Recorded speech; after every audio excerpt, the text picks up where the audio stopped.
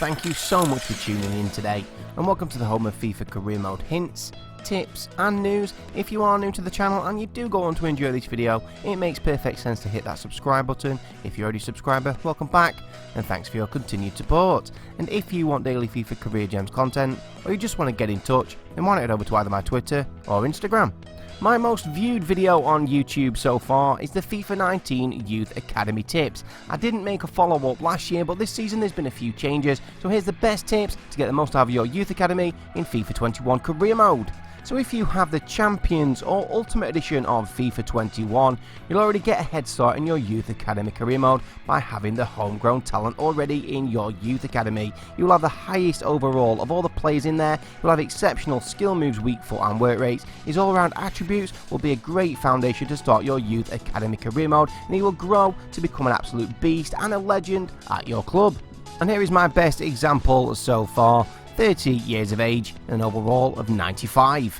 But as well as the homegrown talent, you might be lucky enough to get some decent players that are already in your Youth Academy at the start of a career mode. So that is my homegrown talent. I'll scroll through the rest of them. This guy's potential and overall is too low, so he will be disregarded straight away. His potential is pretty decent, between 74 and 94.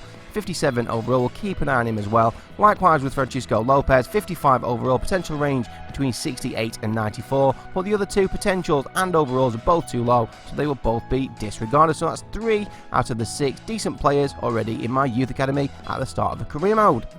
The next tip is a little bit of an obvious one, and that is to get the best scouts you can afford with your budget. Now this has been made a lot easier in FIFA 21 with the option of using a financial takeover at the start of every single career mode.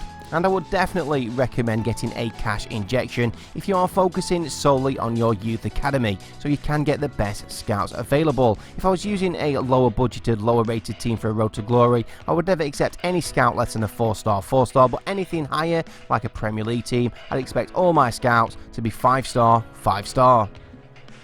Scout countries realistic to your team and their history. So say for example you was using Chelsea, you might want to look in the Ivory Coast for a physically imposing striker just like Didier Drogba. Or if you was managing Napoli, you might want to search Argentina to look for the next playmaker just like the greatest that I've ever witnessed, God rest his soul, Diego Maradona. But in this career mode I am using Wolves, so naturally I will be scouting Portugal obviously, and I will keep the rest of the scouts in the home nation, so England, Republic of Ireland, Northern Ireland, Scotland and Wales. So I've got one scout going to England looking for a physically strong player like Steve Bull or Connor Cody. In keeping with Wolves' recent tradition, I've got another scout going to Portugal, then the final scout is going to the Republic of Ireland to try and find the next Matt Doherty or Robbie Keane. Use player type to search for specific positions, and these are the most likely return positions for each type. Technically gifted, you'll get a central midfielder or a wide midfielder. For winger, you will find either a winger, wide midfielder or a pacey number 10 type striker. Physically strong, you'll get a centre back, full back, central defensive midfielder or a powerful number 9 type striker. Playmaker, you'll get a central midfielder, central attacking midfielder or a centre forward. Goalkeeper is pretty self-explanatory. Attacker, you will get a central attacking midfielder or a winger. And finally, defensive minded, you're most likely to get a central defensive midfielder or a fullback. Never get all your scout reports coming back on the same day. Always stagger the dates that these reports return on. So in my examples, I've got a scout returning on the 23rd, I've got the following scout returning on the 26th, and the final scout returning on the 29th. And I do that so this next tip works more efficiently. Always save your game prior to the first scout report coming back. Now some people will cry that this is cheating, but by definition cheating means you get an unfair advantage over your opponent, which definitely isn't the case here. So by saving your game and then loading up the first scout report, if you're not happy with the players returned, you simply reload the save and try again and again and again until you're happy with the player returned. Get the right quality of player in relation to your team. So if you are using a lower league road to glory team, you should be happy with a player with around an overall of 55 who are showing great potential, pushing, exciting prospect. But if you're using a top division side, you should be looking for a youth academy player with no less than a 60 overall, exciting prospect minimum, but ideally potential to be special. Now this part is personal preference. Even if the player's potential is quite high, if their value is under £500,000, I will always disregard that player, simply because their starting overall will be too low. It will take ages for them to get up to first team level. Which leads nicely on to the next tip of the 4 most important factors in youth academy players. We've already touched on value, the others are age, overall and potential. Youth academy players have to be at least 16 years of age before they can be promoted through to the senior side. You can only view a player's potential status when they're promoted through to the senior side if they have an overall above 60, but you will get a good idea of what that potential status might be by the potential range that they have in the youth academy. A new feature to FIFA 21 that makes a massive difference to youth academy players is the development plans, so make sure you use those to improve any weak attributes.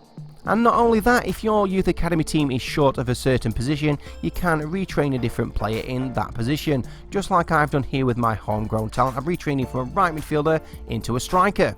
And thankfully, gone are the days where we would disregard a youth academy player for only having a 1-star weak foot, 1-star skill moves and low work rates. They can all now be upgraded by choosing the corresponding development plan. And along with the homegrown talent, I personally believe that this is the best new feature for anyone using the youth academy. Make sure to study your monthly youth academy report on the 1st of every month. The important things to check for in your monthly report are any development plans that have come to an end. You will need to then start a new one. A player's overall might have increased, but most importantly, their potential range will have narrowed. And if that range has narrowed so much that potential is no longer high enough for the level of your team, you will have to be ruthless and release them. Leave players in the youth academy for as long as possible. If you promote the players through to the senior team and they don't get any game time, their potential status might drop. So ideally you want to leave the players in the youth academy until you get the email saying the youth player is unsettled and looking to terminate their contract. And as soon as you get that email, make sure you go into your youth academy and any of the players that were unsettled, promote them through to your senior team. And just a quick reminder to view any player's potential status in the senior team, they will need to have an overall above 60. So once you have promoted them through to the senior team, if they are not first team quality, which let's be honest, if you're playing with a Premier League team, they won't be, stick your youth academy graduates on the loan list. The main reason for this, if you have a youth academy graduate in your senior team not playing any matches, his morale will drop and so will his potential status. I've had a youth academy graduate go from potential to be special to showing great potential in less than half a season. Continue using the development plans to help your youth academy graduates improve throughout their career.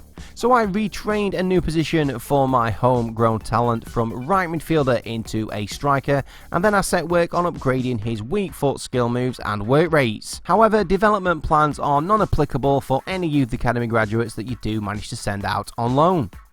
And by using all these tips, I've managed to get some excellent examples of some high overall youth academy players, and here is my best. His name is Lee Scone from Wales. He can play left wing, left midfield and central attacking midfield. He's 26 years of age, 5-star skill moves, 5-star weak foot, high attacking, high defensive work rates and an overall of 93. So by following these very simple tips, you should be able to get the most out of your youth academy in FIFA 21 Career Mode. But that does conclude today's video. All that remains to say is thank you so much for watching. Please remember to tune in next time. But for today, it's FCG out.